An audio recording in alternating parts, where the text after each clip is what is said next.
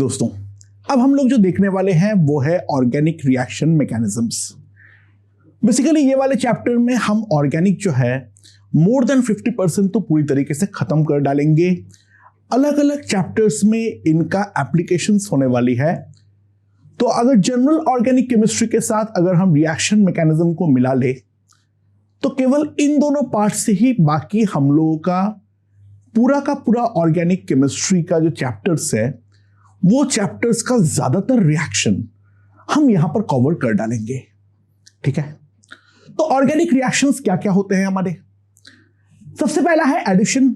Addition में क्या होता है, बेसिकली कोई एक दूसरा मॉलिक्यूल ऑर्गेनिक एक मॉलिक्यूल के साथ ऐड होता है। सब्स्टिट्यूशन में क्या होता है, एक स्पीसीज दूसरा स्पीसीज को निकाल देता है और उसकी जगह पर खुद बैठता है। एलिमिनेशन में क्या होगा, जहां पर एक मॉलिक्यूल जो है कोई दूसरे मॉलिक्यूल से पूरी तरीके से निकल जाए उसको हम बोलेंगे एलिमिनेशन। ये तीन मेजर रिएक्शंस है जिसके ऊपर हमें ध्यान देना है। इसके अलावा कुछ कुछ कंडेंसेशन होंगे। कंडेंसेशन क्या होता है, दो मॉलिक्यूल्स का साथ में जुड़ जाना। पांचवा क्या है, रीअरेंजमेंट। रीअरेंजमेंट पे बाकी कोई नया चीज ना ऐड होता है ना एलिमिनेट होता है। जो हमारा कार्बन के आपस का अरेंजमेंट है वो हमारा चेंज हो जाता है। And the last one is redox, जहां पे ऑक्सीडेशन या रिडक्शन रिएक्शन जो है वो हमारा इन्वॉल्व होता है। ऑब्वियसली रेडॉक्स जो है वो इन पर भी होंगे, बट कुछ रिएक्शंस जो है वो पर्टिकुलरली रेडॉक्स ही है जिसको हम इनमें से किसी में कैटेगराइज नहीं कर सकते हैं, तो उनको हम थोड़ा अलग से पढ़ेंगे। हम लोगों का मेजर जो है अभी तीन में ही ध्यान जाने वाला है, addition, substitution and elimination. So first of all, we are going to deal with addition reaction. तीन टाइप के एडिशन रिएक्शंस हम देखने वाले हैं, electrophilic addition, nucleophilic addition and free radical addition. ठीक है, so let's start with electrophilic addition reaction. अच्छा, electrophilic addition reaction हम किसको बोलेंगे, हम उनको बोलेंगे जहां पर reactions in which electrophile is added in the rate determining step or RDS। हम लोग उसको इलेक्ट्रोफिलिक एडिशन रिएक्शन बोलेंगे जहां पे हमारा इलेक्ट्रोफाइल जो है वो हमारा रेट डिटरमाइनिंग स्टेप यानी आरडीएस पर आके ऐड होने वाला है। ठीक है, तो यहां पर इलेक्ट्रोफिलिक एडिशन रिएक्शन में the main intermediate of the reaction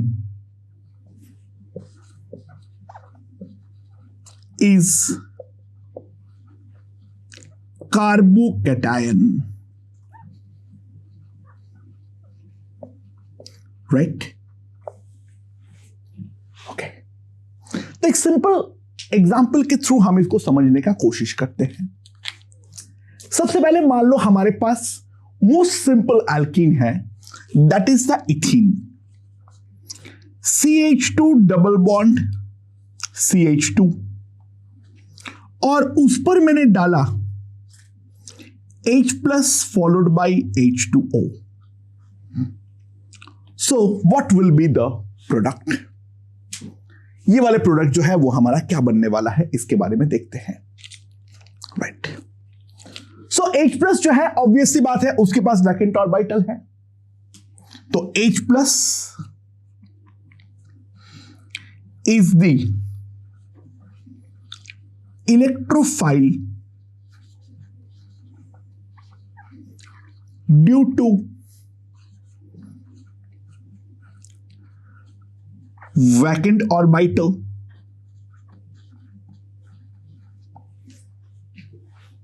ठीक है, ये हमारा क्या है, ये इलेक्ट्रॉन लविंग स्पीसीज है, यानी बाहर से अगर उसको इलेक्ट्रॉन मिल जाए तो वो इलेक्ट्रॉन को वो आसानी से अपने ऊपर ले सकता है, तो इस कारण पे H+ को हम क्या बोलेंगे?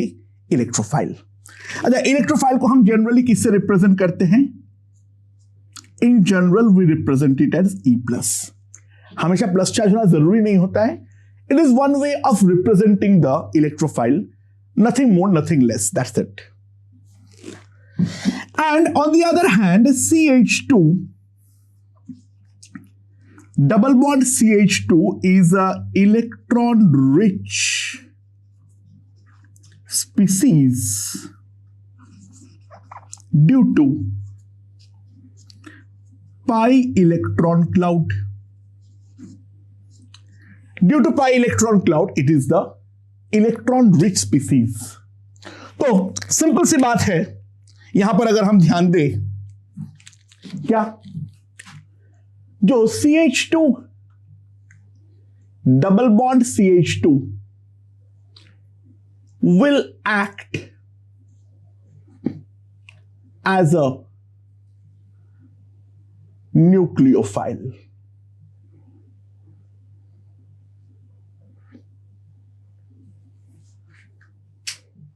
ठीक है। Now what will happen?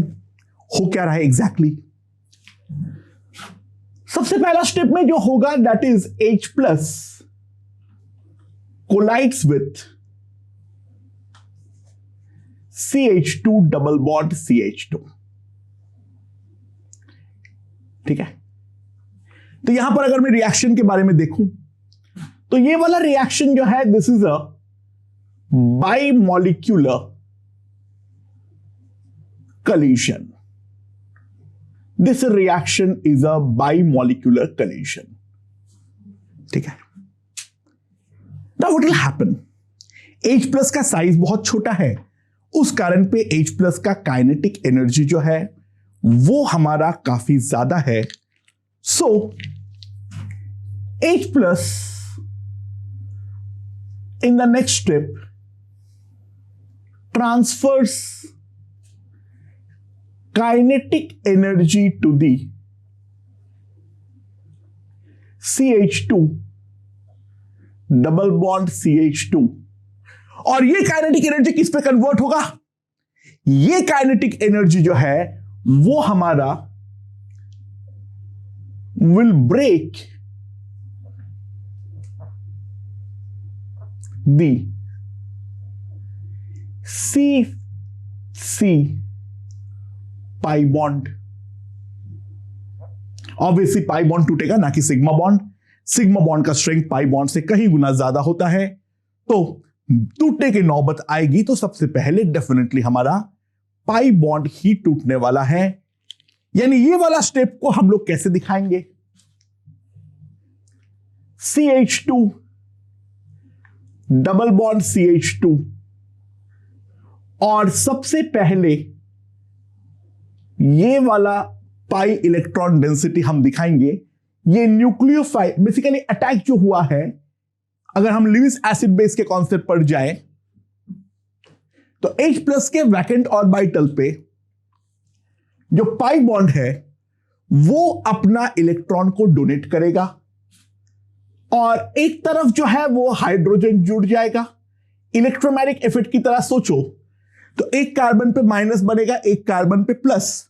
जो माइनस वाला कार्बन है वो H+ पर जुड़ जाएगा, तो वहां पर बन जाएगा CH3, और दूसरी ओर जो है हमारे पास बन जाएगा carbocation. So this is the slow step, hence RDS और द रेट डिटरमाइनिंग स्टेप। इस कारण पे ही ये हमारा RDS है, यानी रेट डिटरमाइनिंग स्टेप है। ठीक है। तो सबसे पहला स्टेप में तो यही होने वाला है।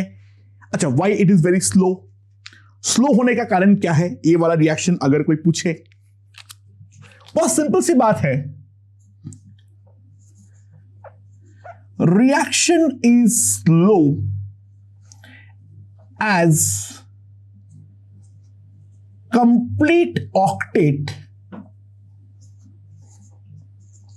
is getting converted to incomplete octet. Complete octet जो है वो हमारा इनकम्प्लीट ऑक्टेट पर कन्वर्ट हो रहा है। इस कारण पे ये वाला स्टेप जो है वो हमारा बहुत ही ज्यादा स्लो होने वाली है। ठीक है, नाउ ये वाला स्टेप पे अगर मैं ध्यान दूं इसके बाद क्या होने वाला है, यहां पर अगर मैं नेक्स्ट देखूं तो CH2 plus is the new electrophile, और क्योंकि ये इनकम्प्लीट ऑक्टेट है तो इसकी जो इलेक्ट्रॉन की तरफ चाहत है वो बहुत बहुत बहुत बहुत ज्यादा है। तो अगर कोई भी स्पीसीज इसको इलेक्ट्रॉन डोनेट कर सकता है वो तुरंत इसे इलेक्ट्रॉन डोनेट करेगा, और भर भर के इलेक्ट्रॉन लेकर मीडियम पर बैठा हुआ है, अमाउंट पे भी बहुत ज्यादा, वो है हमारा वाटर। ऑक्सीजन के पास है lone pair. So what will happen in the next step, CH3 CH2 plus, यहां पर हमारा कार्बन का वैकेंट ऑर्बिटल में ऑक्सीजन अपना लोन पेयर को करेगा डोनेट, और जैसे ही करेगा डोनेट तो बन जाएगा हमारे पास CH3 CH2 OH2 प्लस। ठीक है, OH2 को ढंग से दिखा देता हूं। यहां पे ऑक्सीजन के साथ 2 हाइड्रोजन, क्योंकि ऑक्सीजन ने डोनेट किया है तो उस पर आ जाएगा प्लस चार्ज। अरे कैसे लगता है ये स्टेप स्लो होने वाला है या फास्ट होने वाला है? डेफिनेट सी बात है, इनकम्प्लीट ऑक्टेट कंप्लीट ऑक्टेट में कन्वर्ट हो रहा है तो डेफिनेटली ये वाला स्टेप होने वाला है बेहद ही ज्यादा फास्ट स्टेप। तो तुरंत ये वाला स्टेप जो है वो हमारा होने वाला है, and in the last step this will release an H plus. दूसरा एक वाटर मॉलिक्यूल आएगा, इसके साथ टकराएगा और यहां में से H प्लस जो है वो हमारा निकाल देगा और निकाल के बनाएगा CH3 CH2 OH। यानी यहां पर हमारा अल्कीन से अल्कोहल जो है वो हमारा बन गया है। ठीक है, अच्छा इस रिएक्शन में इफेक्टिवली क्या हुआ है उसके बारे में अगर हम देखें तो effectively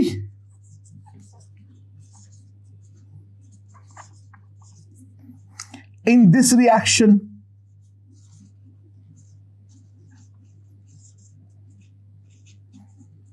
what really happened, addition of water has taken place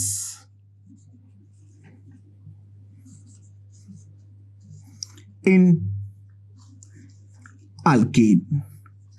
alkene पे जो है वाटर का मॉलिक्यूल ऐड हुआ है, एक तरफ H और दूसरी तरफ OH जो है वो हमारा ऐड हुआ है।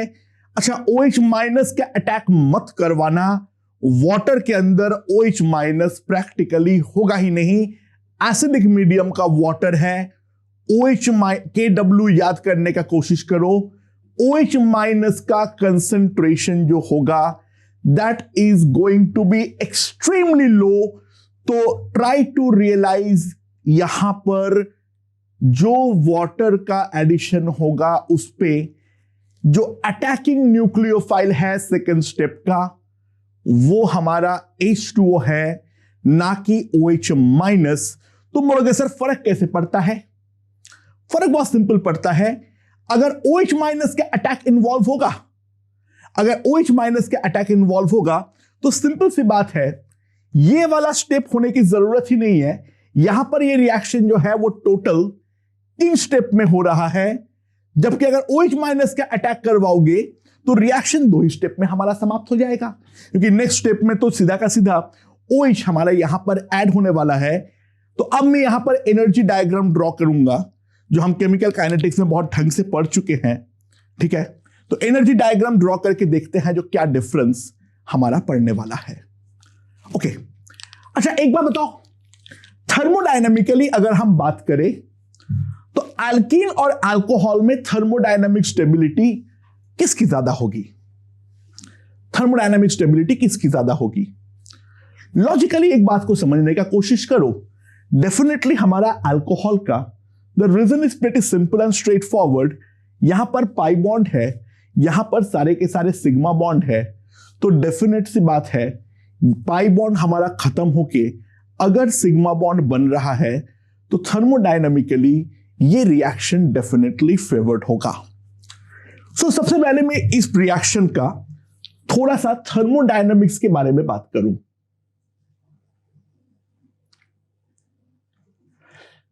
और जब थर्मोडायनेमिक्स के बारे में बात कर ले रहा हूं तो काइनेटिक्स भी देख लेते हैं इसका। ठीक है,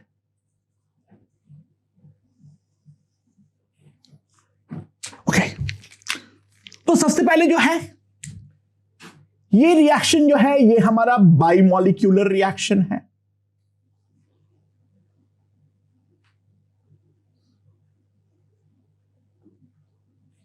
क्योंकि जो हमारा RDS यानी रेट डिटरमाइनिंग स्टेप है उस पर दो स्पीसीज इन्वॉल्व हो रहा है। एक है हमारा अल्कीन और दूसरा जो है वो हमारा किस पे हो रहा है, जो H+ है उसका कंसंट्रेशन पर डिपेंड कर रहा है।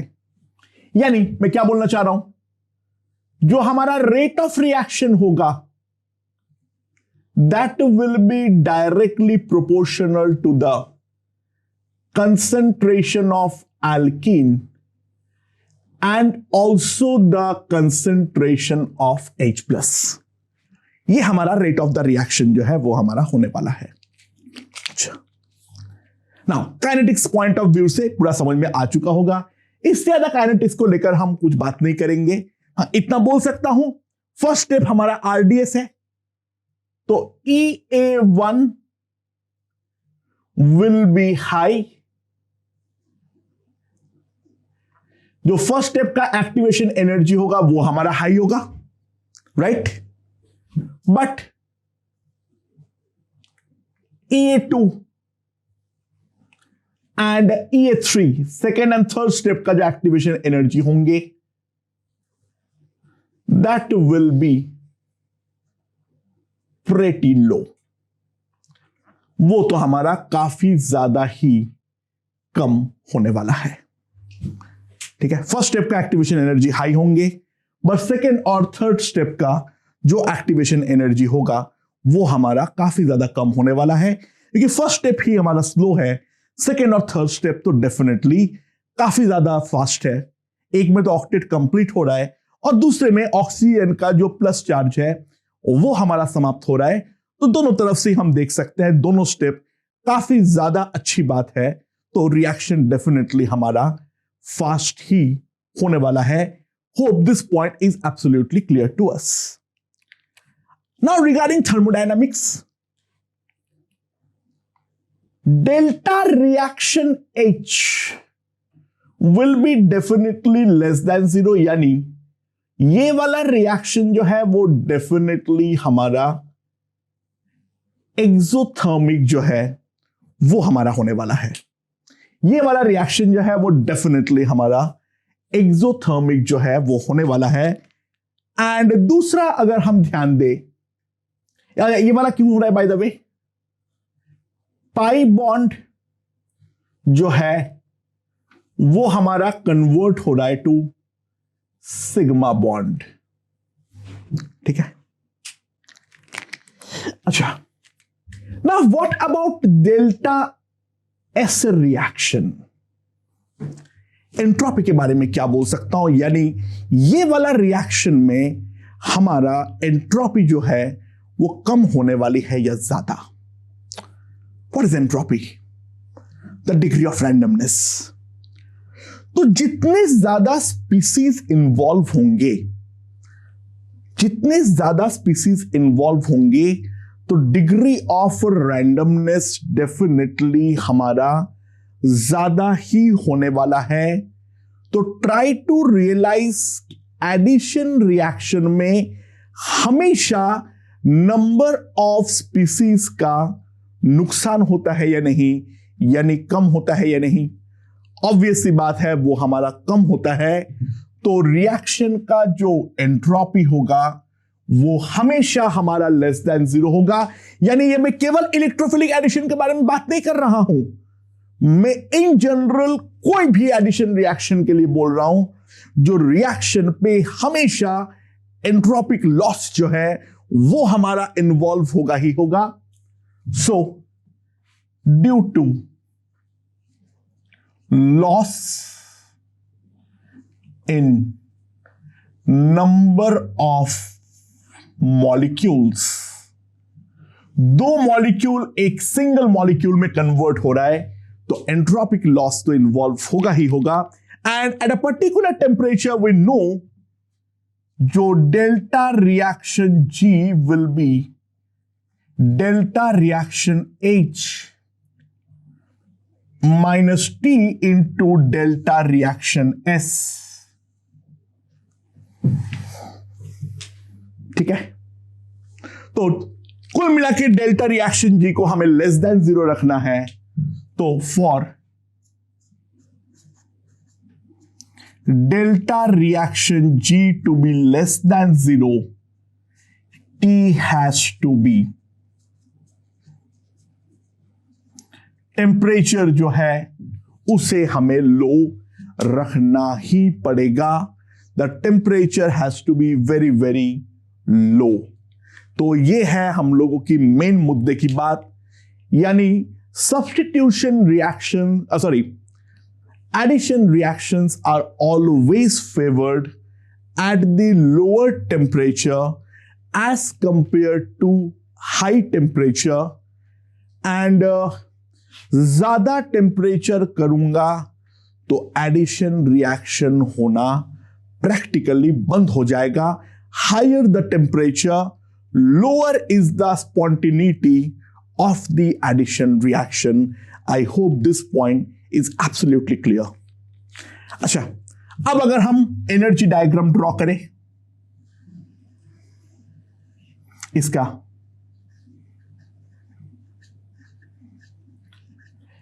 यहां पर हमारा रिएक्शन कोऑर्डिनेट है, यानी रिएक्शन कोऑर्डिनेट में हम क्या दिखाते हैं, as the reaction proceeds, as the reaction proceeds.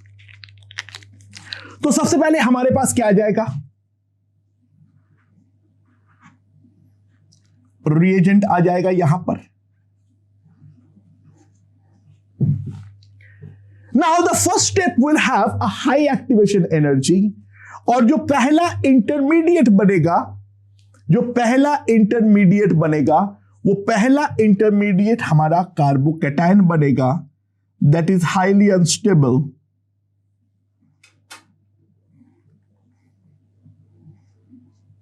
तो this is the intermediate 1। Intermediate 1 कौन सा है, हम लोगों का ये वाला carbocation. Now the second step, यहां पे कार्बोकैटायन हमारा ये वाले पे कन्वर्ट हो रहा है, ये भी प्रोडक्ट नहीं है, ये हमारा इंटरमीडिएट है I2। This is my I2 right, this is my product P, और ये हमारा रिएजेंट R है। ठीक है, सो सेकेंड स्टेप में हमारा बहुत ही छोटा एक्टिवेशन एनर्जी होंगे और प्रोडक्ट जो होगा वो सब्सटेंशियली स्टेबल हो जाएगा, क्योंकि सिग्मा बॉन्ड तो बन ही चुका है, ऑक्टेट जो है वो हमारा पूरा हो चुका है। And in the last step I2 से प्रोडक्ट बन रहा है H+ का, निकालने का भी एक्टिवेशन एनर्जी बहुत लो आएंगे। So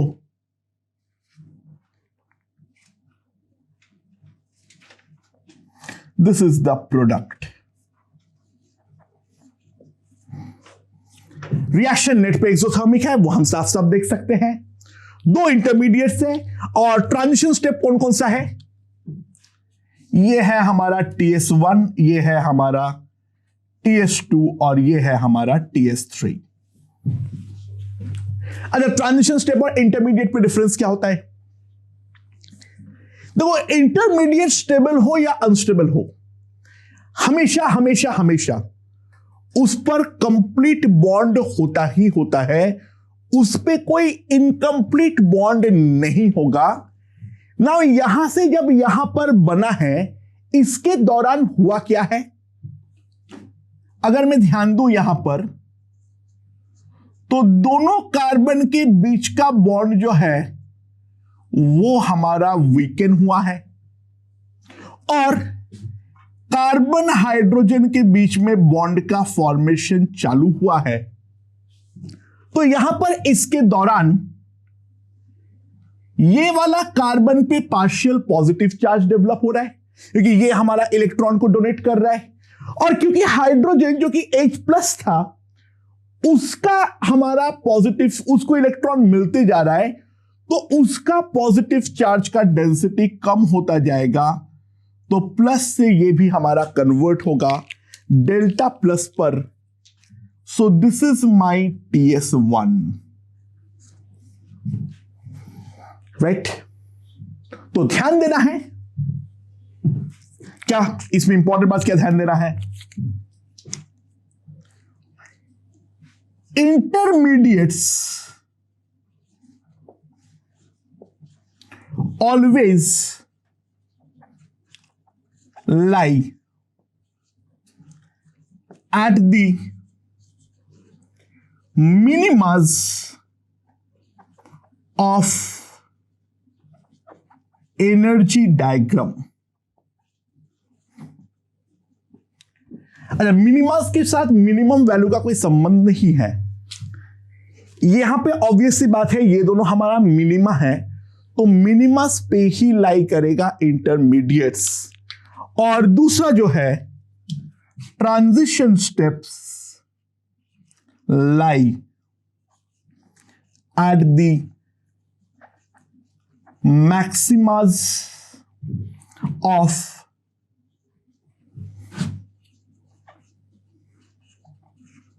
energy diagram.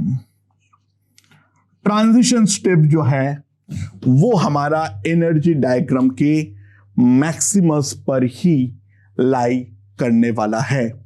I hope this point is absolutely clear. और एक बात ध्यान रखना साथ ही साथ, क्या number of transition step is always equals to number of intermediate plus 1. The number of transition step is always equals to number of intermediates plus 1. ये सबसे पहले हमें ध्यान रखना है। तो thermodynamics and kinetics of the electrophilic addition reaction जो है वो हम देख चुके हैं। और most simple example of an electrophilic addition reaction is also covered। Proper carbocation बन रहा है, तो कार्बोकैटायन जो भी हमारे हरकतें दिखाते हैं वो सारे के सारे हरकतें हमें यहां पर भी नजर आने वाली है। ओके।